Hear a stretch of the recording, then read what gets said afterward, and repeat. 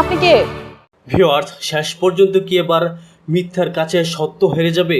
অনেকের চোখের সামনে তার জলজ্যান্ত সন্তান পড়ে আছে, অথচ নিজের সন্তানের স্বীকৃতি দিতে পারছে না, শুধুমাত্র অনেকের চাচার মিথ্যার আশ্রয়ের কারণে।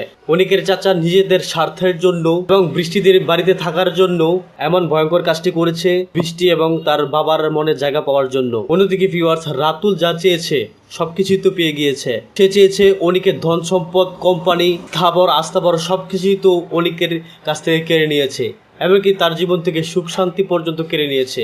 সে চেয়েছে অনেক যেন রাস্তার ফকির হয়ে যায়, আর এমনটি হয়েছে অনেক বর্তমান অবস্থায়। আর এমনটি অবস্থায় একটা প্রশ্ন জাগে যে শেষ পর্যন্ত কি এবার মিথ্যারই জয় হয়ে যাবে? মিথ্যার কাছে সত্য কি হেরে যাবে? তা আপনার এই মতামত জানান কমেন্ট বক্সে। এছাড়া ভিউয়ার্স, রাতুল এবার চাচ্ছে শালিমা বিল্ডার্সের পতন। সে চাচ্ছে মেঘলাকে নিঃস্ব করে দিতে।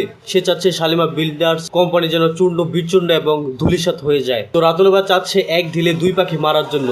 একদিকে যেমন তার গার্লফ্রেন্ডকে লেলিয়ে দিয়েছে শালিমা বিল্ডার্সের পিছনে লাগার জন্য, সে মূলত শালিমা বিল্ডার্সের চাকরি নিয়েছে এবং শালিমা বিল্ডার্সের অ্যাসিস্ট্যান্ট পদে চাকরি নিয়েছে, যেখানে মেঘলার সবকিছু আপডেট তার কাছে থাকবে আর এই সকল বিষয় সবকিছু রাতুলকে প্রকাশ করবে। অন্যদিকে ভিউয়ার্স, মেঘলার বান্ধবী ছিল যে, তাকে বিয়ে করার প্রস্তাব পেয়েছে রাতুল। তো দুই দিক দিয়ে রাতুল এবার শক্তিশালী হয়ে গিয়েছে। অন্যদিকে ভিউয়ার্স, সাব্বির এবার শালিমা বিল্ডার্সের মতো কোম্পানি দাঁড় করাচ্ছে, আর এটিও মূলত বৃষ্টির সহযোগিতায়। অন্যদিকে ভিউয়ার্স, বৃষ্টি তো জানে যে অনেকের সন্তানই পাল্টে দেওয়া হয়েছে। যে সন্তানের দায়িত্ব বৃষ্টি নিয়েছে সেটি মূলত অনেকেরই সন্তান, আর এই বিষয়টি জেনে তার ভিতরে জ্বলে পুড়ে ছাই হয়ে যাচ্ছে, কারণ এই সন্তানের জন্যই অনিক এবং মেঘলার মধ্যে দূরত্ব সৃষ্টি হয়েছে। তো ভিউয়ার্স, খুবই ইন্টারেস্টিং হতে যাচ্ছে গরিবগড়ের রাজপুত্র নাটকের 40 নম্বর তথা আরও পরের এপিসোডগুলো।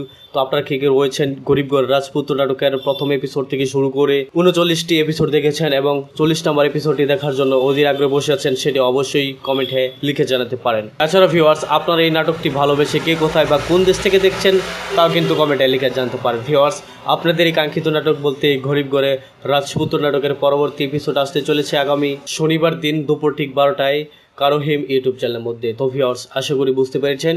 সকলে ভালো থাকবেন, সুস্থ থাকবেন এবং পরবর্তী ভিডিও দেখার মতন জানিয়ে আজকে মতো এখানেই আল্লাহ হাফিজ।